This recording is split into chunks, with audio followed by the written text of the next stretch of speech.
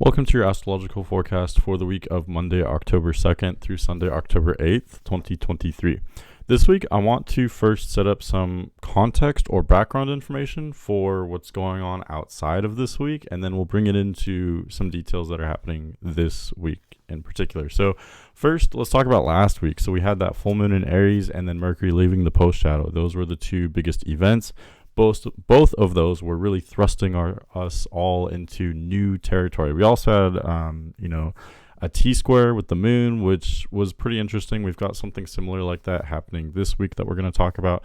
But basically what I wanted to say is last week we were really thrust into a new dimension. I think that's going a bit far, but we're going into a new chapter, definitely new territory, uncharted territory.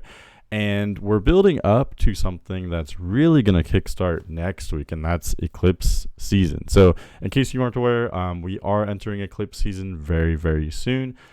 We'll have two main eclipses. That will be the new moon solar eclipse. I'm sorry, I'm looking at my calendar up here.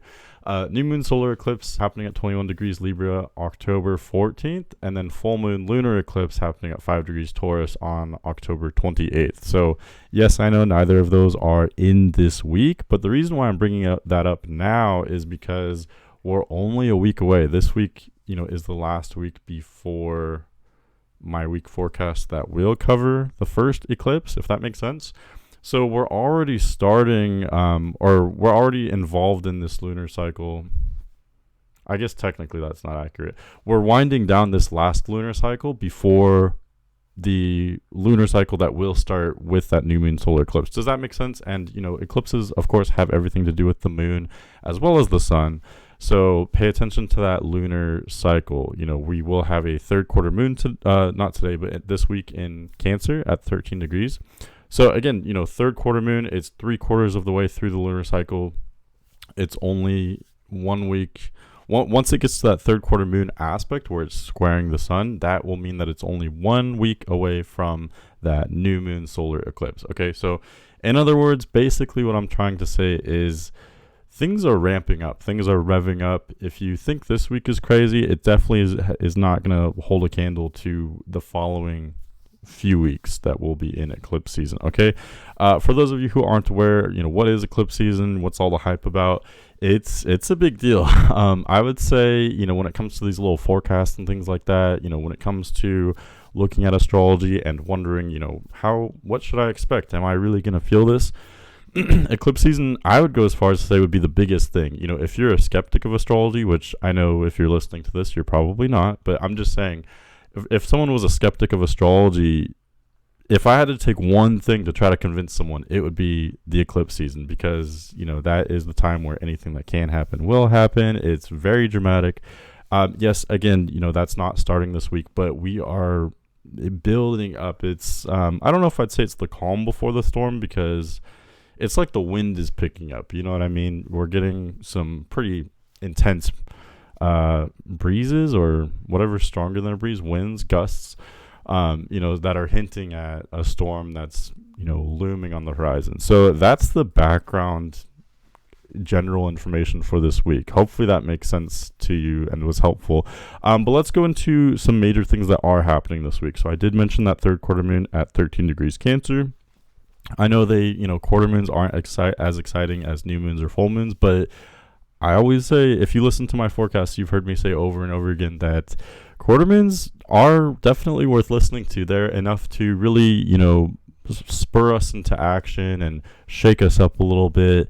They definitely mark a day or two of increased activity for sure. So that's something to pay attention to. Two major events happening this week are two inner planets will be changing their respective signs, though. So Mercury and Venus are each changing signs. Mercury will be leaving Virgo and entering Libra this week, so that's exciting. Mercury will no longer be exalted, but it does pretty well in Libra as well. It's supporting those interesting conversations, especially learning about ideas or people, having, again, those increased dialogue, increased conversations, etc., etc. Libra's a pretty intellectual energy. Also, though, Venus will be changing signs as well. So Venus is still in Leo. Venus was retrograde there for much of the summer. It's been direct for a while now, but it's still hanging way back in Leo. And over the following months now, Leo will catch up to the sun and eventually pass it. But right now, sun is of course in Libra. Venus is still way back there in Leo. So this week, this week Venus finally enters Virgo is what I'm getting at here. So that will mark a shift in the energy. This is very different from, Mercury leaving Virgo and entering Libra. It's in friendly territory still.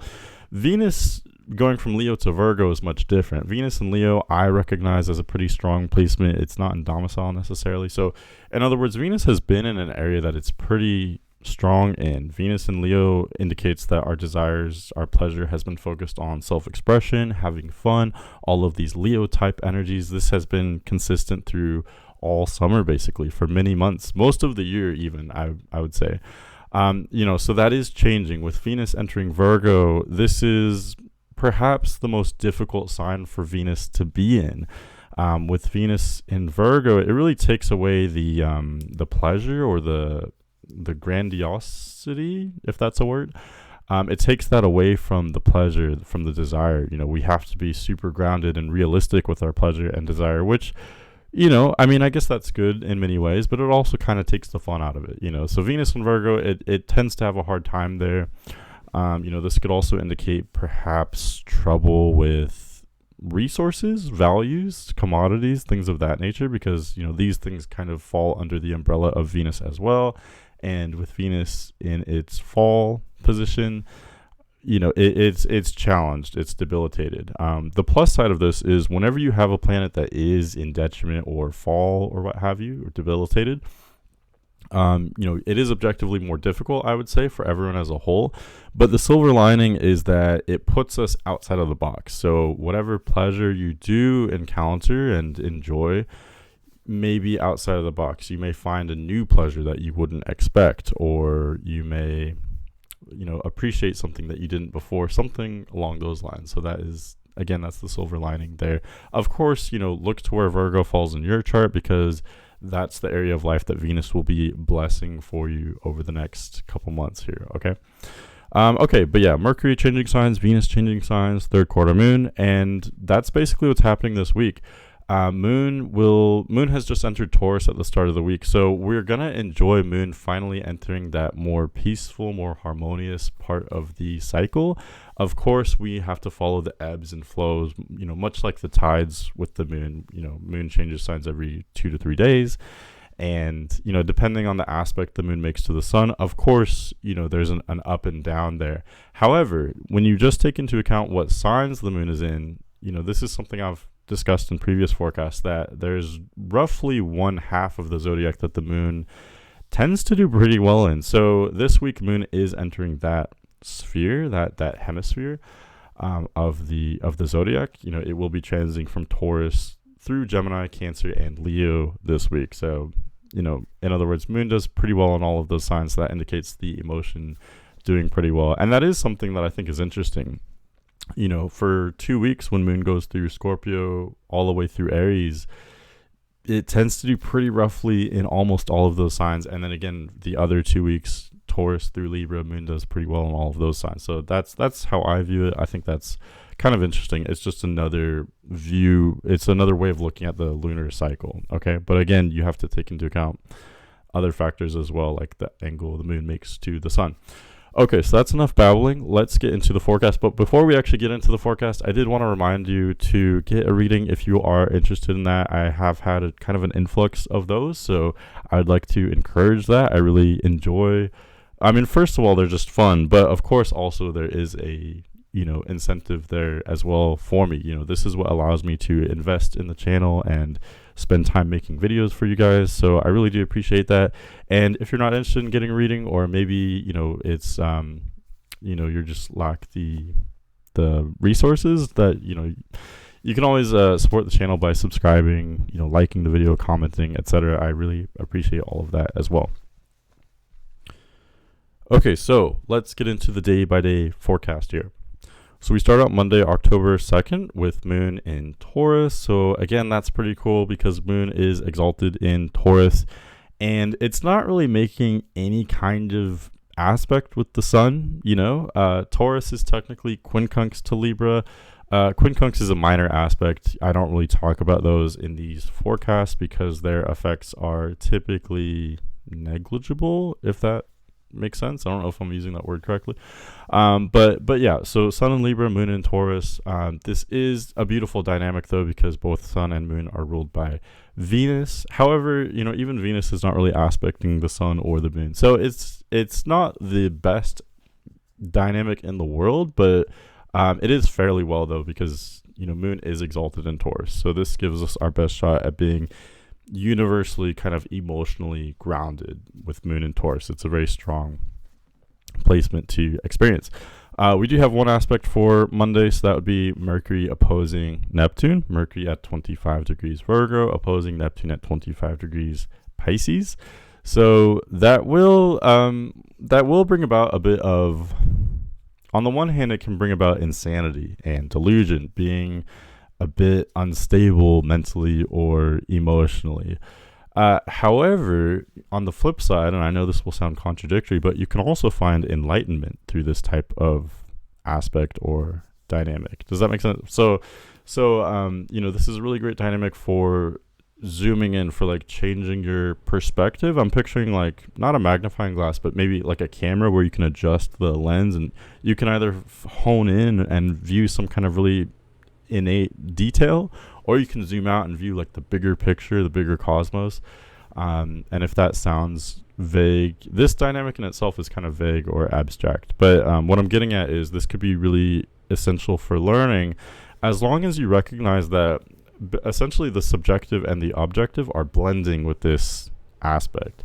Mercury in Virgo is supporting us in being very objective. Let's measure everything, let's Google everything, let's get the facts, let's make sure that our information is correct. Let's be discerning and a bit skeptical in order to make sure our information is of proper integrity, right? But then there's this connection to Neptune and Pisces, which is completely different. It's supporting us in, screw all that. Let's just, let's speak our truth. What do you feel in the moment? What's your intuition, right? So you may be at a crossroads where you have to choose one or the other, or find some kind of balance between these two types of energies. You may have to combine these somehow.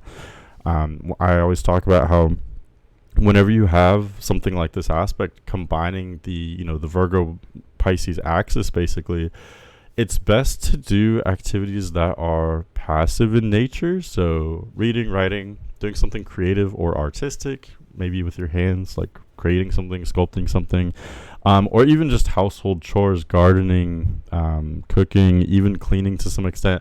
All of these things are passive in nature, but you're doing something that is relaxing. You're doing something where you can kind of just zone out a little bit and kind of just reflect or ponder or wonder. And doing so not only helps you to feel more in your body, but it also helps you to build that intuition as well. So that's what satisfies both Virgo and Pisces. That's what this axis is all about. Okay, so yeah, kind of a weird start to the week. These energies are not really conducive to being super productive and starting a week necessarily. They're more oriented toward, let's kind of just reflect about things and learn about things in kind of an obscure way. It's very psychological. I did notice that, on today as well, Moon will be crossing over Uranus. So that will kind of stir things up a bit as well. I couldn't help but notice that T-Square last week had some really intense effects. So I may be I may be looking at lunar aspects in a slightly different way going forward. I am still learning myself. So yeah, basically Moon will cross over Uranus. Looks like right at noon Eastern Standard Time. It's a pretty tight conjunction at that time. Both Moon and Uranus will be at 22 degrees Taurus. So it's contradictory. Moon is in Taurus, so that would typically support us being very stable and grounded emotionally. But with Moon crossing over Uranus right in the middle of the day on Monday, that does stir things up. It stirs the pot. It can make us have sudden breakthroughs, sudden shifts in our perception, sudden realizations. We may suddenly feel a different way. Emotions can be in a state of flux. And Uranus, I do view as neutral. I view Moon as neutral as well. So we have some planets that are benefics, that are super positive and love and light, and we have others that are a little bit more difficult in their nature. Moon and Uranus are both neutral. So in other words, Moon represents the emotion. It's how we're feeling. Uranus is making all of that unpredictable today. But that in itself, is that good or bad? It depends on the situation. It depends on a million different factors. Being unstable, that can be destabilizing. Obviously, that can be unsettling. But on the other hand, it can also provoke us to realize something new, take on greater consciousness, find solutions, etc., etc. So watch out for that as well. And combining these two aspects really creates this strange environment of, maybe learning something new, figuring something out, but also potentially being a bit unstable. All right, Tuesday, October 3rd, Moon will be in Taurus for let's just say the first half of the day, roughly. And then early in the afternoon, Eastern Standard Time, Moon will enter Gemini. So, of course, that shifts the dynamic. I talked about how Moon in Taurus is very grounded, very practical. It's maybe the strongest sign to have the Moon in. However, as soon as Moon enters Gemini, it does change the dynamic. Of course, this is a very youthful energy, very curious, and it's very emotionally detached. I view Moon as being in joy in Gemini, and in other words, I think Moon in Gemini is the most fun sign for the Moon to be in, because you can still have that intuition and that attention to nuance that we love to have with lunar placements. But then we also have that detachment, so we don't have to deal with that heavy emotion that we typically do from the Moon. Not that emotion is necessarily a bad thing. There's value in emotion, but I do think having that detachment just makes it easier, and you could be more playful and fun, not have to worry about these deeper meanings behind things that you'd be experiencing with a water sign. Does that make sense? So Moon in Gemini, it's a fun placement. Let's not take anything too seriously. Let's have fun. Let's learn. Let's play around. This is strengthened and emboldened as well because Gemini trines Libra. So Sun in Libra, Moon in Gemini. We'll actually get that exact trine as well. It's a waning trine, I guess, if you want to be technical. So late in the day, Eastern Standard Time, Moon will reach 10 degrees Gemini, where it will trine Sun at 10 degrees Libra. So again, really playful energy. It's a lot of air energy. So let's just be detached. Let's learn something new. Let's be intellectual. Let's talk to people or about people. This can be gossiping energy, but yeah, it can also be very social energy as well. This is what the air element is all about. And having that trine there, it's a harmonious aspect. So this supports everyone in being in a collective good mood, I like to call it. That's what I've observed. Particularly those that have strong air energies, this is your time to shine. You're going to really embrace this. But for everyone as well, the more you can embrace this kind of detached intellectual side of things, of your nature, you probably have some kind of air placement somewhere. So maybe embrace that. But the more you can do that, the more you can really enjoy this type of dynamic. Okay. Also for October 3rd, Mercury makes another aspect. Mercury is cruising right now. We've talked about that, how Mercury is traveling very fast right now. So Mercury is being its typical self. It's having all these different conversations with all the planets. Side note on that, I learned recently that Mercury is the closest planet on average to every planet in the solar system, which I know that sounds wrong, but it's kind of mind-blowing. Look it up if you don't believe me.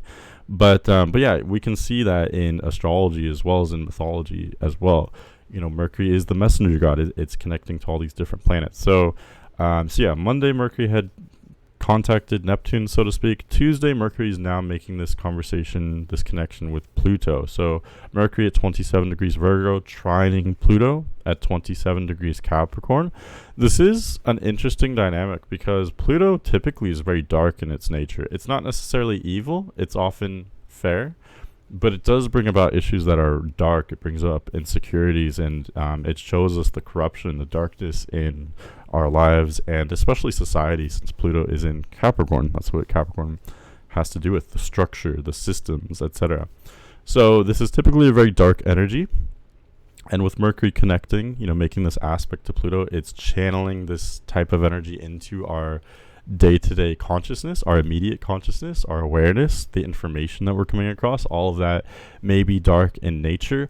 However, we have to take into account the nature of the aspect of the angle. It is a trine, so it is harmonious. It is, it softens the blow. It makes it easier. So So, on the one hand, the information may be dark that we're coming across. However, it may be obviously useful or enlightening. It may be freeing in some kind of way. Okay. This information may not just be about society and government and the economy, although it could be about that too. But in your life individually, it may be about the structure of your life. So, whatever authority figures are in your life, whatever laws or rules, expectations, responsibilities that you have to live up to personally, there may be some kind of change in those. You may learn something new or increase your awareness, change your perception, something like that. So kind of a mix there, potentially dark, but also potentially uplifting as well. Okay, that was for Tuesday. Going into Wednesday, October 4th, we still have Moon in Gemini, of course, and Moon is no longer making that exact trine to the Sun, but it's still pretty close. So we're still very much in the midst of that kind of just, I was going to say warm energy. I guess you could call it that, but it's a fun energy, Moon trining the Sun, collective good mood that goes into Wednesday as well. Again, especially those that have strong air energy, they're going to be, really living life, to the fullest. Of course, that's a generalization, but that's the overall pattern that I would say. And for the rest of us, again, much of what I said for Tuesday applies to Wednesday as well. We can really embrace the detached side of things, being intellectual, learning something new, and then also focusing on people and ideas. All of that goes into Wednesday. It's social, very social energy, curious, indecisive, flexible, etc., etc. The more you can embrace that side of things, the more you will enjoy this type of energy, generally speaking. Okay, so that's kind of the overall focus for Wednesday. Let's see, two things happen Wednesday. So one would be Mars crossing the south node. So Mars is kind of leading the way. It's the pioneer, so to speak. It's ahead of the Sun and Mercury and Venus, I guess you could say. So Mars will be the first one to cross over the south node. Nodes, remember, nodes are eclipse territory, so Sun approaching the south node. This is a slightly different topic, but Sun is approaching the south node, so that indicates we are nearing eclipse season, okay?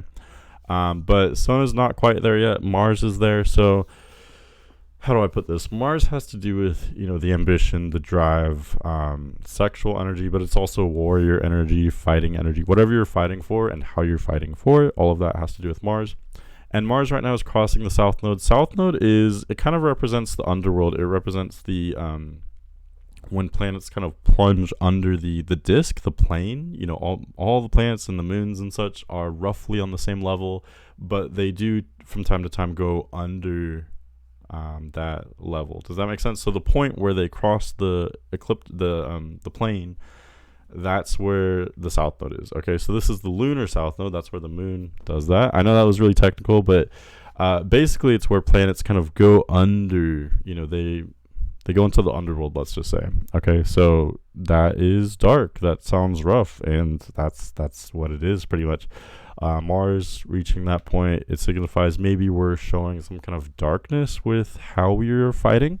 And remember, Mars is in Libra, so it's in detriment. This is kind of a passive-aggressive energy.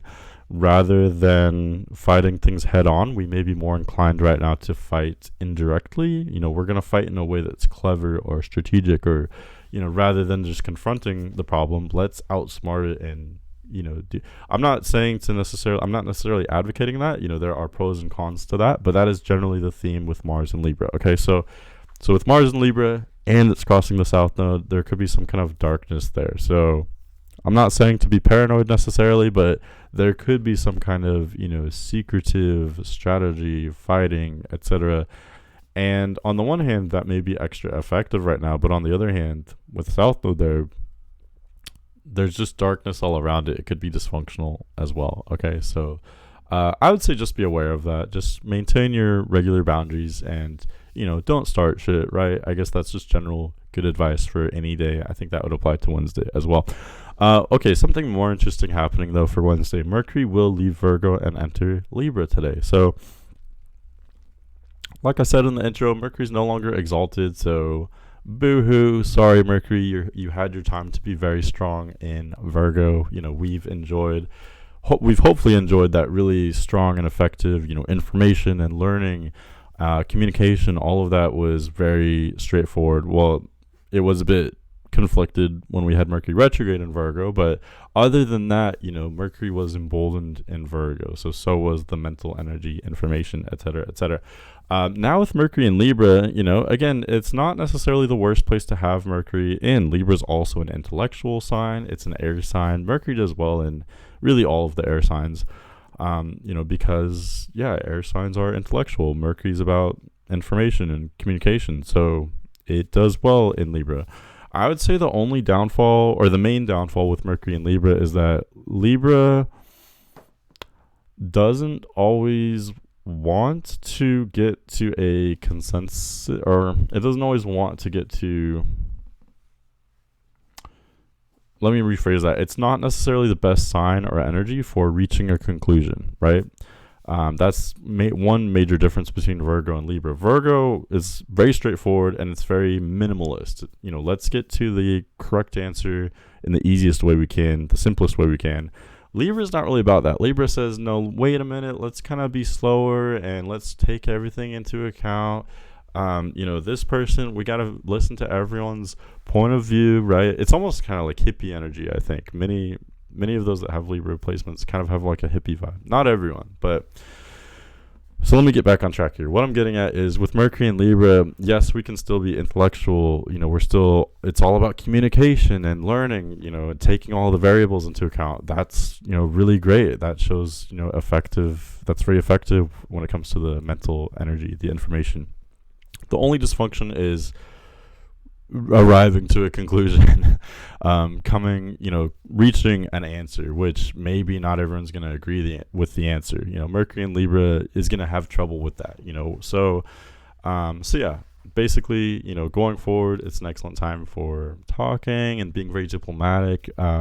May not necessarily always be the best time for reaching an objectively true conclusion. We may get kind of lost just in the process of just taking all the variables into account, listening to everyone's opinion, etc., etc.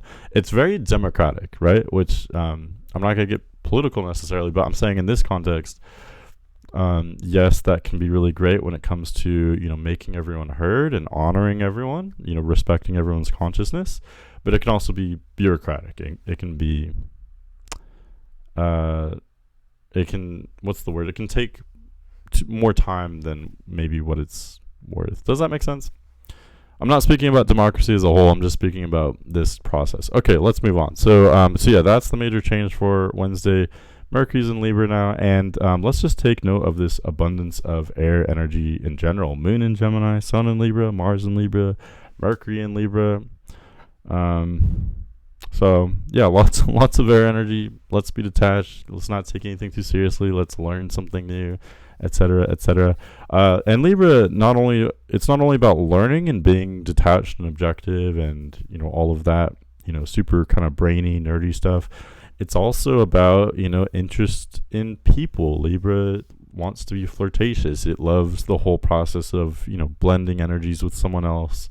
Let's explore this dynamic that I'm creating with this other person. What are they like? What are we like together? Etc., etc.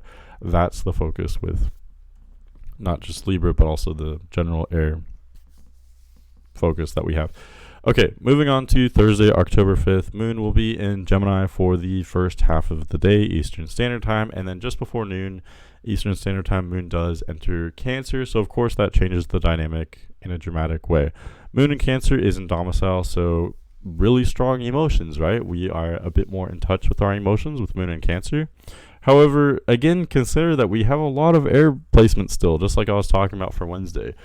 Sun in Libra, Sun, Mercury, Mars in Libra, these are very detached energies. So we're mixing really detached intellectual energies with Moon in Cancer, which is very emotional. So both are present today, and that is where some of the dysfunction lies. There's also potential there if you can manage both of these very different energies. So, for example, if you naturally have a personality where you are both emotional as well as very analytical, this may be something that you can embrace. You know how to balance these two very different ways of being. And there is a lot of strength, there's potential there, especially when it comes to, having self-awareness, being an expert with psychology, things like that, being able to counsel others as well when it comes to just life and emotion and everything else. There's a lot of richness that comes from combining the intellect with the, emotion. Okay, so that's generally the focus with Sun and Libra, Moon and Cancer. Keep in mind as well, these signs do square one another. So we are entering the context of the third quarter moon.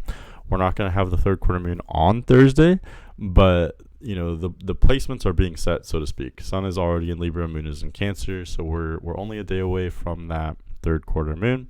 So in other words, that restless energy, the frenetic energy, the scattered energy, the energy that's pushing us and motivating us to take some kind of action, make some kind of change, be extra active, that is ramping up on Thursday, and it will peak on Friday. Okay, so we're already in the midst of that now. It's a foreshadowing. Okay, so that is revving up today.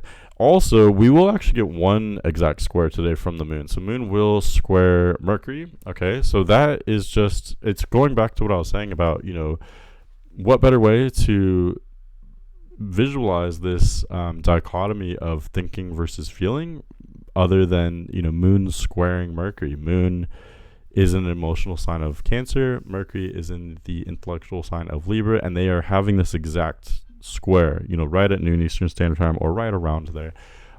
We get that exact square. So that's going to really force you, you may have to decide, okay, should I trust my gut, or should I trust my, my heart or my brain, so to speak? That's kind of how we visualize it. My heart, my brain, should I trust what I feel about the situation, or should I trust what I'm thinking? And it may be about deciding one or the other today, and it may also be about somehow combining both of them. Ideally, that's what we'd like to do, right?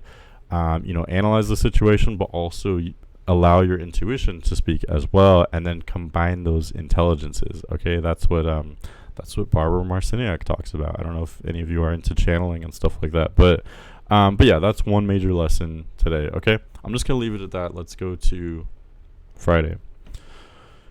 So Friday, October 6th, today is the day of the third quarter moon. So yes, I know it's not as exciting as a new moon or a full moon. It's not an eclipse or anything like that, but it is a third quarter moon. This does mark a significant turning point. Okay, it's quarter moons in general throw us into action. They make us energetic, rowdy.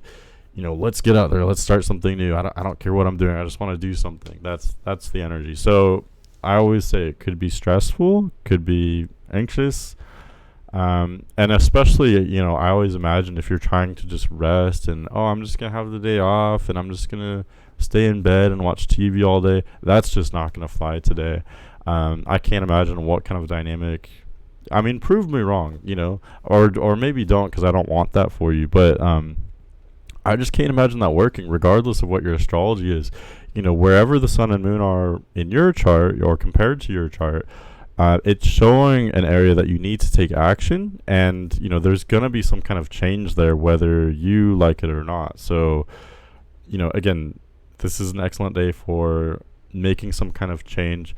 It's not necessarily the best day for launching some kind of entirely new project. That's not what this is about, because this is the third quarter moon. We're 3/4 of the way through the lunar cycle. So this is basically the time to make the last changes to something before the lunar cycle winds down and becomes less energetic, as we approach that new moon, if that makes sense. So this is a time for making tweaks, changes, adjustments. And this does start to become largely psychological or spiritual as well. So that's the main difference between a first quarter moon and a third quarter moon. Those are the two types of quarter moons. If we were only on a first quarter moon, that would be physical action only, basically. It's mostly, literal changes that we're making. That would be a better time to start something entirely new. This is a third quarter moon. Much of the activity will be physical, but much of it is in our minds. It's subconscious. It may be about having a new approach mentally to something, so it does become a bit complicated, a bit psychological when we have that third quarter moon, especially with signs like these, sun in Libra, moon in Cancer. Very psychological. How can we change, maybe changing something in your environment in order to nourish some kind of emotional well-being in yourself. That's largely what spirituality is all about. Or it could be the other way around, maybe changing your mental approach to something, having more intention with your feelings. I'm choosing not to feel this kind of way. I'm choosing other feelings. It could be something like that as well. And again, look to where this falls in your chart. Look to where 13 degrees Cancer and Libra, where do those fall in your chart? Because that's where the contention is, as well as the area for potential improvement or change. Okay, so quarter moons are rowdy. On a more minor note, I've described, people are going to be up later. Animals, children in particular, will be bouncing off the walls. That's what we can expect during any quarter moon or full moon. Okay, and then Saturday, October 7th, moon will enter Leo today. Looks like it happens very late in the day. Very late in the day, though. So much of the day today, moon still in Cancer. I feel like if you listen to my forecast, you could probably already hear what I'm about to say, because we're still basically in the midst of that quarter moon dynamic. It's just not at its peak anymore. Friday was the peak intensity. That was when we were really stressed, anxious, restless. Let's start something new. Or ideally, you listen to the forecast so you knew, okay, I don't have to be stressed. I just need to start something new or take some kind of action. Okay. Maybe it's not something majorly new or some kind of big project, but some kind of, that was what was happening for Friday. Much of that continues onto Saturday. It's just, we've ascended to that peak, and then we're rolling off the peak now. The energy is kind of declining in nature. It's becoming more stable, but it's not there yet. It's still rowdy. Does that make sense? So everything I described for Thursday basically continues, everything I described for Friday basically continues into Saturday as well. Being a bit anxious, being a bit rowdy, wanting to take some kind of action, and the focus is very psychological, emotional, mental, etc. as well. And there's that juxtaposition of thought and feeling. Which one do I choose? How do I combine both of these, etc., etc.? That continues into Saturday. Okay, so that's the focus. It is interesting, though. How do I put this? This Saturday may actually be the crazier day for you, okay? Why do I say that? The reason why is because the moon will be entering a T-square. So this is actually a somewhat similar event that we had last week. Last week on Tuesday. That's what I thought. So Tuesday, September 26th. I don't know if you remember that, if you had a crazy day. But Saturday, October 7th is a little bit similar in the sense that moon will be entering a T-square, and that makes things contentious, anxious, restless, because moon is no longer squaring the sun. That would be a more major square, I guess you could say. That's why I said that was a major event for this week. However, moon is in a T-square, so remember that's two squares and an opposition. Moon is not squaring as big of a planet or body as the sun, astrologically speaking, but because it's involved in a more involved dynamic, that does make it more intense in that way. So basically it's moon squaring Mars and Pluto, right? So moon at 26 degrees Cancer squaring Mars at 26 degrees. That's right. Moon squares Mars at 26 degrees Libra, and moon opposes Pluto at 27 degrees Capricorn. So it's a pretty tight T-square. It's one opposition between moon and Pluto, and then two squares, one between Mars and moon, one between Mars and Pluto. So, okay, what does all that mean? That was a lot of jargon. It basically, combine two squares and an opposition. All of those are contentious aspects, and they, in a way, it's similar to the energy that we experienced on Friday of that third quarter moon, because that was a square as well. Now we have two squares and an opposition. So they're provoking us. They're promoting us to take action, provoking us to take action. It's an action-oriented energy. It's restless. And on a more general level, you'll just experience it as a crazy day. Things that seem unlikely may just kind of happen out of the blue on Saturday. I would really watch out for this, though, because Mars and Pluto are malefic energies. They are, I don't want to say they're evil. We don't talk like that in modern astrology, but they are kind of troublemakers. Violent accidents could happen, with Mars or Pluto, especially Mars, though. Could be some kind of physical accident. I don't wish that on anyone. I'm not saying, I don't want you to observe that and say, oh, manic Mercurian was right. I'm saying this so you can maybe, proceed with caution. I don't think that these things can't be unavoided. It's not like there's only one future. There are many different futures we can choose from. So yeah, just be careful today. All that good stuff that we should do every day. Be cautious, be thorough. Maybe be a little bit more cautious today than usual. If you're on the fence about something and you're, I don't trust my gut on this thing. I don't know if I should go to this event. Maybe don't today, honestly. Use your best discernment. Because, again, with that moon squaring Mars and opposing Pluto, it may bring about intensity, feelings of jealousy or power struggles from Pluto, insecurities from Pluto, and then potentially those violent accidents or maybe aggression or competitiveness from Mars. So again, maybe a good day to just stay at home. You can't be too relaxed though, because again, these energies are gonna make you feel crazy if you're too chill, if that makes sense. So yeah, maybe just go for a run. Make some kind of improvement on the house, something that doesn't involve power tools. Do you get what I'm saying? Make some kind of change, take some kind of action, but also be very cautious in the process. Do something that can release some energy, but also that's going to be very safe. Okay, does that make sense? So yeah, very interesting energy. Pay special attention to that. So basically Friday and Saturday is going to be the tumultuous days of the week for sure. Okay, and then lastly, going to Sunday, October 8th, Moon continues through Leo now. Remember, Moon did enter Leo late on Saturday.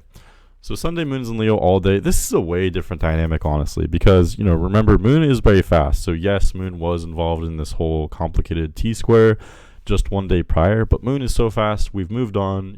That was then, this is now. This is Sunday now, and this is a completely different dynamic because Moon's no longer in Cancer. Moon is in Leo, so we are more uplifted, I want to say. It was nice having Moon in Cancer, being so in touch with our emotions and having that confidence that comes from that. But now with Moon in Leo, we can still be confident just in a different way. This is very passionate, it's fiery, it's fun, and maybe more importantly, this blends very well with Sun in Libra, okay? This is a waning crescent moon at this point, so this is a beautiful aspect. Moon is stepping into a sextile to the sun, which it'll be within orb of that late on Sunday. So in other words, generally speaking, for everyone, this is a huge generalization, but generally things will get even more harmonious throughout the day on Sunday, Eastern Standard Time. The later you get, the closer the moon is going to get to that sextile to the sun. So it's harmonious, it's easy, it's fun. Okay, Sun in Libra, Moon in Leo. These energies are different enough to be interesting and engaging and complementary, but they're similar enough to blend very easily. So that's where you get this kind of perfect, happy medium with sextile energies. Sun is in Libra, so it's supporting us in being refined, diplomatic. Let's hear what everyone has to say. Let's listen. Be good listeners. But Moon is in Leo saying, let's focus on self-expression as well. Let's put ourselves out there. So they blend very beautifully. This is really great. And then also, of course, Moon is long gone from that T-square that I described on Saturday. That's what's interesting about lunar aspects. They're intense enough to really affect your day in a dramatic way, but they're also brief enough that even just 24 hours later you can completely move on and be experiencing a totally different energy. So yeah, that is both the beauty as well as the challenge of the moon. Two things for Sunday though. So one is Mars squaring Pluto. That is a bit more contentious. I don't think it will be as universal as Saturday's T-square because it doesn't involve the moon. Moon has so much to do with our, everyone's collective energy and whatnot. In this case, Mars is squaring Pluto, so there could be power struggles, feelings of, competitiveness, ruthlessness, fighting. This could be something that has continued from Saturday. So maybe something that started on Saturday is kind of like festering and reaching a boiling point on Sunday. This will especially impact those, anyone who has placements around 27 degrees of the cardinal sign. So those would be Libra, Capricorn, Aries, or Cancer. That took me a while, but yeah, anywhere around 27 degrees of those signs, this will be a big deal for you. You'll be very irritable or competitive, or you may be dealing with people that are irritable or competitive, things along those lines. So, and again, just watch out because Mars can invoke physical accidents or violence, things like that. So just be careful with this aspect as well. Okay, and then last thing for Sunday, Venus will be entering Virgo. So part of me wanted to celebrate that, but again, this is an objectively difficult placement, right? Venus leaving Leo rather than focusing on, oh, let's just have fun, let's be in the moment. That's where the vibe has been. That's where the pleasure and desire have been for much of this year with Venus in Leo. Now we're moving on, and I do think it's a wake-up call. It's a rude awakening when planets leave Leo and enter Virgo. No disrespect to Virgo, but you have to be so much more serious and responsible, and you have to have such foresight with planets in Virgo. So Venus in particular, it has a tough time in Virgo. The pleasure, the desire may be more difficult to connect with for many of us. This does, of course, depend on your placements, though. If you have many placements in detriment or fall, this will be easier for you to experience. If you also have major placements in Virgo, this will be easier for you to experience because Venus will be in your sign. So you will be more pleasurable. You'll be seen as more fun and enjoyable, more beautiful. Others will enjoy your company. So that's great for Virgos. But for everyone else out there, this will be more objectively difficult because, again, the pleasure and desire are more difficult to connect with. Rather than just saying, oh, I'm beautiful the way I am, I'm just going to, flaunt myself and I'm going to get what I want that way. That's typically how Venus goes about things. But with Venus and Virgo, we have to work for the pleasure. We have to, improve ourselves to, enjoy that love and abundance and such. That's more so the focus. So that's why it's so challenging. That's why it's debilitated there, because that's a tough way of going about it. Okay. Let's see what else. Yeah, and then the last thing I said, I think I touched on this in the intro, but with Venus does have a lot to do with commodities, abundance. It does have a lot of financial implications, economic implications. So having Venus in fall, this could mark, unstable times financially as a whole, with the, stocks and things like that. Of course, I'm not I don't know why you would think I'm like a licensed, someone who can give out investment advice. I shouldn't even need a disclaimer there, but of course use your own discernment as always. But I do think that is potentially troubling. I don't think this is anything marking some kind of doomsday or apocalypse, anything remotely like that. But look to where the benefics are. Jupiter is in Taurus. That would typically indicate financial wealth, but Venus is Jupiter's in Taurus. Jupiter in Taurus would typically mark financial wealth, but Jupiter is retrograde, so that means that energy is kind of offline. It's difficult to connect with. And then now the other benefic, the other planet that has to do with abundance, Venus, is in fall. So could mark a difficult time financially as a whole. It doesn't have to, though. Last thing I'm going to say about that is Venus and Virgo, there's always a silver lining to every placement. There's always a way we can embrace it and make the most of it. Yes, having a planet, especially Venus, which is supposed to be super easy and all fun, having that in fall, in a difficult sign for it, that can be, I do think it's more challenging. However, it's supporting us in thinking outside the box. How can we be more resourceful, more clever with our pleasure? How can we be more responsible with our pleasures? Things along those lines. So yes, that's tough. That's not easy, but it can be advantageous. It may be useful or worthwhile. Okay, so that's my take on this week. I hope you have an excellent week. And again, get ready because I always say the calm before the storm. It's not really the calm before the storm, but whatever you want to call it, we are gearing up. We're ramping up toward eclipse season. I know I already said that, but it's such a big deal. This is my job, okay? This is what I think about. So it's something that's really going to affect everyone. There's, I always picture the Wheel of Fortune tarot card because you don't know where you're going to end up with eclipse season.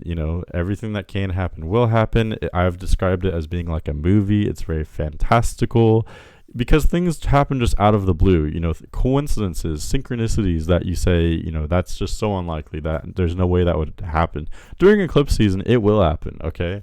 And that's just it's not only on the eclipses, those are the biggest days, of course, but also the whole lunar cycle is intensified, it's amplified during eclipse season. So definitely watch out for that. We will have that new moon solar eclipse in Libra for the next forecast, but also next week pay attention to we'll talk about Pluto turning direct, and Mars entering Scorpio as well. So lots of interesting stuff to unpack. But anyway, have a great week. Thank you for listening, and I'll see you next week. Okay, take care.